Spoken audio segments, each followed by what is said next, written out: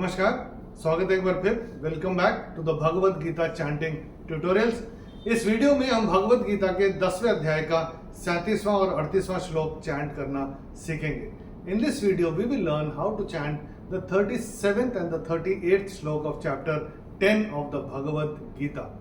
और इस वीडियो पे हमारे साथ आखिर तक बने रहिएगा, बिकॉज इन दोनों श्लोक का भावार्थ हम वीडियो के आखिर में आपको बताने वाले हैं। 37वां श्लोक इस तरह से चैंट करते हैं। The 37th श्लोक goes like this. वृष्णीनां वासुदेवोऽस्मि पाण्डवानां धनञ्जयः मुनीनामप्यहं व्यासः कवीनामुशना कविः। पहले देखते हैं इस श्लोक में पहला और तीसरा चरण कहाँ पे छूटते हैं। मैंने कैसे चैंट किया था? वृष्णीनां वासुदेवोऽस्मि, पहला चरण यहां पे छूटेगा। मुनीनामप्यहं व्यासः, तीसरा चरण यहां पे छूटेगा। अभी देखते हैं इस श्लोक में कौन कौन से नियम लागू होते हैं। The rules that apply on this श्लोक, लेट्स हैव अ लुक। पहले चरण में ना के ऊपर अनुस्वार के बाद का अक्षर है व, और अनुस्वार के बाद जब व आएगा तो अनुस्वार का उच्चारण होगा म। तो ये हम अपनी किताब में नोट करके रख सकते हैं। और पहले ही चरण में वो के बाद जो अवग्रह दिखाई दे रहा है, एस जो दिखाई दे रहा है, इसको अवग्रह बोलते हैं। तो इसमें विलुप्त अ होता है, तो वो को थोड़ा खींच के बोलेंगे। वासुदेवोऽस्मि, तो ये क्या है? वासुदेवः अस्मि, ये ऐसे होगा। अगर हम इसका संधि विच्छेद करेंगे तो ये वो को थोड़ा सा खींच के बोलेंगे। दूसरे चरण में ना के ऊपर अनुस्वार के बाद का अक्षर है ध, और अनुस्वार के बाद जब ध आएगा तो अनुस्वार का उच्चारण होगा न। तो ये हम अपनी किताब में नोट करके रख सकते हैं। तीसरे चरण में ह के ऊपर अनुस्वार के बाद का अक्षर है व, और जैसे हमने ऊपर देखा अनुस्वार के बाद अगर व आएगा तो अनुस्वार का उच्चारण होगा म। और स पे जो विसर्ग आ रहा है चरण की समाप्ति पे आ रहा है, तो इसका उच्चारण केवल और केवल ह ही होगा, व्यासः। वैसे ही चौथे चरण में चरण की समाप्ति पे विसर्ग दिखाई दे रहा है, तो इसका उच्चारण भी केवल और केवल ह ही होगा। तो ये कैसे होगा? कवीनामुशना कविः, ये ऐसे करके आएगा। चलिए एक बार मिलके चैंट करते हैं। मैं करूंगा, मेरे पश्चात आप चैंट करिएगा। वृष्णीनां वासुदेवोऽस्मि, वृष्णीनां वासुदेवोऽस्मि पाण्डवानां धनञ्जयः, पाण्डवानां धनञ्जयः मुनीनामप्यहं व्यासः, मुनीनामप्यहं व्यासः कवीनामुशना कविः, कवीनामुशना कविः। चलिए अभी देखते हैं 38वां श्लोक। पहले देखते हैं इस श्लोक को चैंट किस तरह से करते हैं। Let me chant it for you first.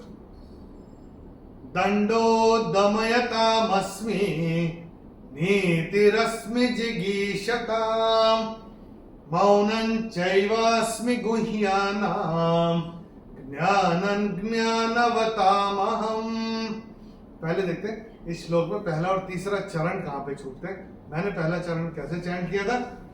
दंडो दमयतामस्मि, पहला चरण यहां पे छूटेगा।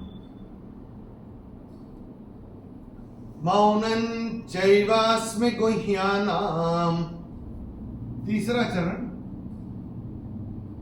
यहां पे छूटेगा। अभी देखते हैं श्लोक में कौन कौन से नियम लागू होते हैं। The rules that apply on this श्लोक, लेट्स हैव अ लुक। पहले चरण में चैंटिंग के हिसाब से कोई नियम है नहीं। दूसरे चरण में भी चैंटिंग के हिसाब से कोई नियम है नहीं। तीसरे चरण में न के ऊपर अनुस्वार के बाद का अक्षर है च, और अनुस्वार के बाद जब च आएगा तो अनुस्वार का उच्चारण होगा न। तो ये हम अपनी किताब में नोट करके रख सकते हैं। तीसरे चरण में ना के ऊपर अनुस्वार के चरण की समाप्ति पे आ रहा अनुस्वार, तो इसका उच्चारण केवल और केवल म ही होगा। चौथे चरण में न के ऊपर अनुस्वार के बाद का अक्षर है ज्ञ, तो अनुस्वार के बाद जब ज्ञ आएगा तो अनुस्वार का उच्चारण होगा न,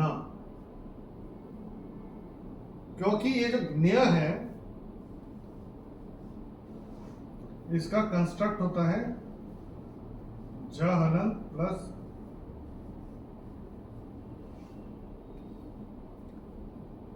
तो अनुस्वार के बाद जब ज आएगा तो अनुस्वार का मतलब उच्चारण होगा न, तो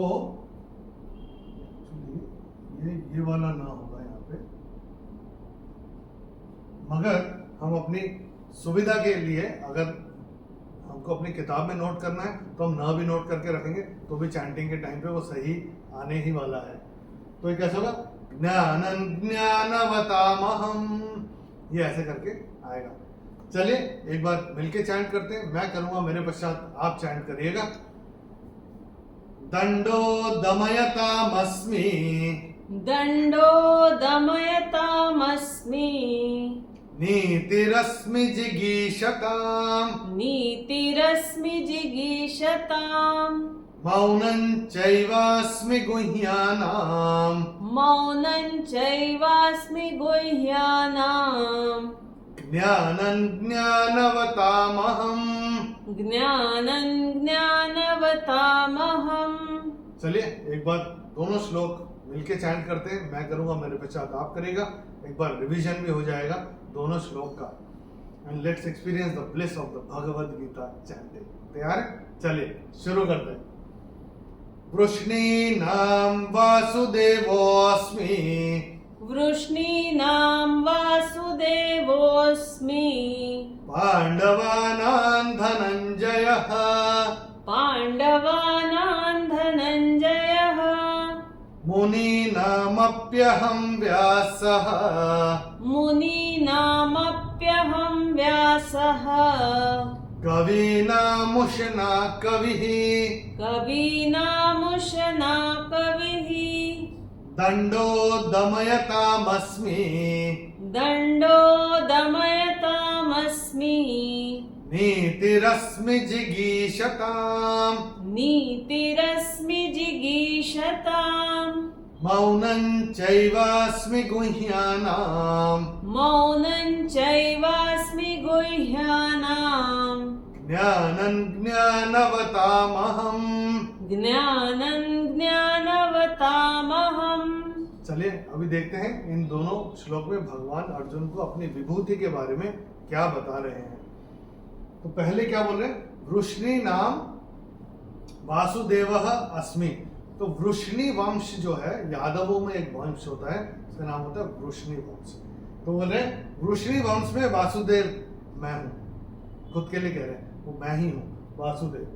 पांडवानां धनंजय, पांडवों में मैं धनंजय, अर्जुन हूं मैं पांडवों में, अर्जुन से कह रहे हैं पांडवों में मैं अर्जुन हूं। मुनि नाम अपि अहम बोल रहे हैं, मुनि नाम अप्यहम, मुनि नाम अपि अहम, मुनियों में मैं व्यास, वेद व्यास मुनि हूं, ऐसा कह रहे हैं। और ये अगर हम देखें, कवि नाम उष्णा, उष्णा कवि, उष्णा का मतलब होता है शुक्राचार्य, तो बोले कवियों में मैं शुक्राचार्य कवि हूं, ऐसा कह रहे हैं भगवान। फिर 38वें श्लोक में क्या कह रहे हैं, दंडो दमयताम अस्मि, दंडो दमयताम अस्मि, तो दमन करने वालों में मैं दंड हूं। नीति रश्मि जिगीषताम, जीतने की इच्छा रखने वालों में, जीतने की इच्छा रखने वालों की नीति मैं हूं। फिर कह रहे हैं मौनं चैवास्मि गुह्यानाम, गुह्या का मतलब होता है सीक्रेट, गुप्त, तो गोपनीय रखने वालों में मौन मैं हूं। ज्ञानन ज्ञानवतामहम, और जानने योग्य में जो तत्व है, ज्ञान है, वो मैं हूं। ऐसा भगवान इन दोनों श्लोक में अर्जुन को कह रहे हैं। हम आशा करते हैं जो जो नियम हमने आपको बताए हैं इसमें वो आपने अपनी किताब में नोट करके रखे होंगे। अकेले बैठ के जब कभी चैंट करेंगे तो काफ़ी इजी होता है चैंट करना, और सही तरीके से चैंट करते हैं तो चैंटिंग का मज़ा भी कुछ और ही होता है। अगले वीडियो में हम भगवत गीता के 10वें अध्याय का 39वां और 40वां श्लोक चैंट करना सीखेंगे। In the next video we will learn how to chant the 39 and the 40th श्लोक of chapter 10 of the Bhagavad Gita. Till then, Namaskar, Hari Om.